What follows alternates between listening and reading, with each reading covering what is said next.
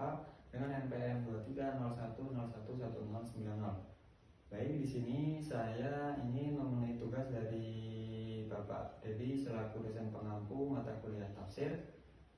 Di sini saya akan membawakan materi mengenai ayat-ayat tentang masyarakat dan kepedulian sosial. Baik, sebelumnya kita akan masuk ke dalam konsep masyarakat perspektif Al-Quran. Jadi masyarakat itu adalah suatu kumpulan individu yang terikat oleh suatu budaya, kemudian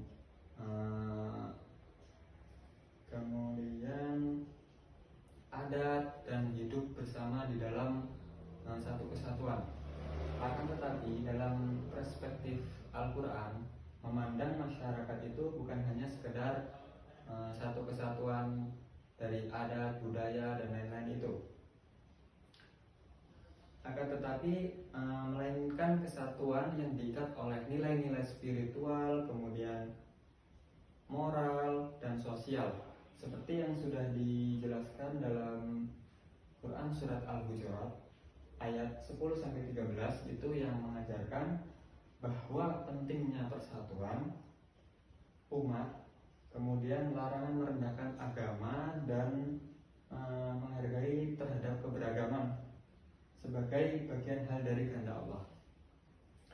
Kemudian lanjut ke konsep kepedulian sosial.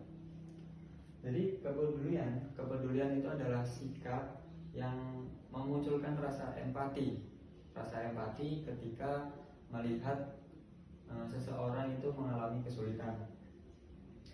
Kemudian dalam Islam, tolong menolong itu adalah suatu kewajiban di mana itu adalah salah satu bentuk nyata dari sebuah kepedulian sosial. Kemudian orang-orang yang peduli itu akan terdorong untuk melakukan tindakan nyata demi kebaikan lingkungan dan orang-orang di sekitarnya.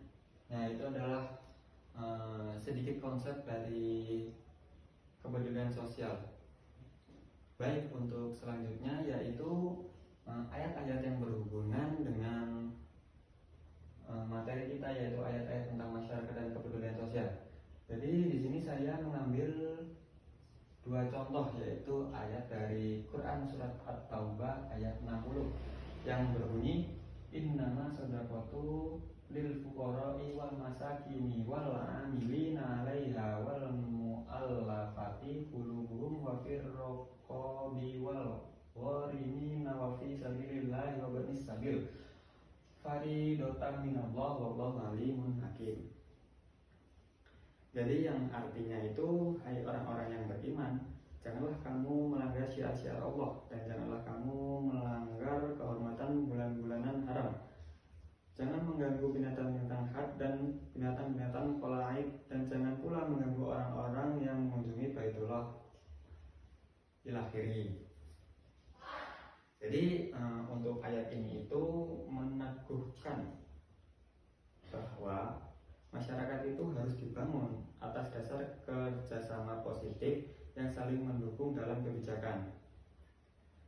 Seorang ulama klasik itu menjelaskan bahwa kepedulian sosial adalah salah satu pilar tegaknya peradaban hingga saat ini.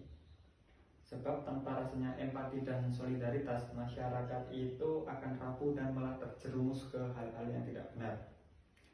Contohnya seperti konflik, itu pasti akan terjadi.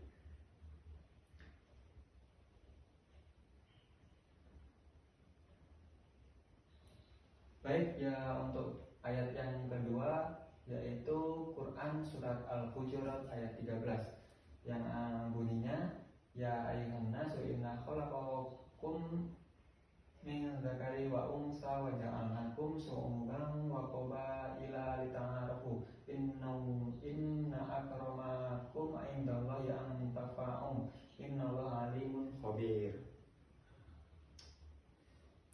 Jadi yang artinya, hai manusia, sesungguhnya kami menciptakan kamu dari seorang laki-laki dan perempuan dan menjadikan kamu berbangsa-bangsa dan bersuku-suku supaya kamu itu saling mengenal. Sesungguhnya orang yang paling mulia di antara kamu di sisi Allah ialah yang paling takwa di antara kamu. Sesungguhnya Allah Maha mengetahui lagi Maha mengenal. Jadi ayat ini itu menerangkan bahwa kepedulian sosial itu bukan pilihan, melainkan fitrah yang harus dijalani. Sehingga dibutuhkan prinsip kepedulian sosial untuk menjaga harmoni. Ayat ini juga menekankan tentang perbedaan dalam masyarakat yang seharusnya itu tidak menjadi sumber konflik, tapi justru menjadi pintu untuk membangun solidaritas itu dari suatu perbedaan, sehingga timbul kebersamaan. Oleh karena itu, kepedulian sosial itu menjadi nilai utama dalam membangun masyarakat yang adil, seimbang, dan penuh persaudaraan. Mungkin itu saja materi yang dapat saya sampaikan.